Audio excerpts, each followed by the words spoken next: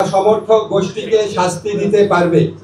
উপদেষ্টা পরিষদের বৈঠকে আন্তর্জাতিক অপরাধ ট্রাইব্যুনালে বাংলাদেশের আওয়ামী লীগ ও তার নেতাদের বিচার কার্য সম্পন্ন না হওয়া পর্যন্ত দেশের নিরাপত্তা ও সার্বভৌমত্ব রক্ষা, জুলাই আন্দোলনের নেতাকর্মীদের নিরাপত্তা এবং আন্তর্জাতিক অপরাধ ট্রাইব্যুনালের বাদী ও সাক্ষীদের সুরক্ষার জন্য সন্ত্রাস বিরোধী আইনের অধীনে সাইবার স্পেস সহ আওয়ামী লীগের যাবতীয় কার্যক্রম নিষিদ্ধ করার সিদ্ধান্ত গ্রহণ করা হয়েছে।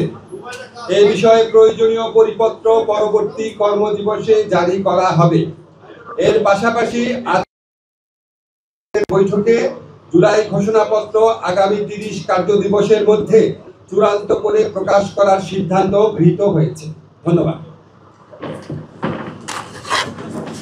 ঠিক আছে।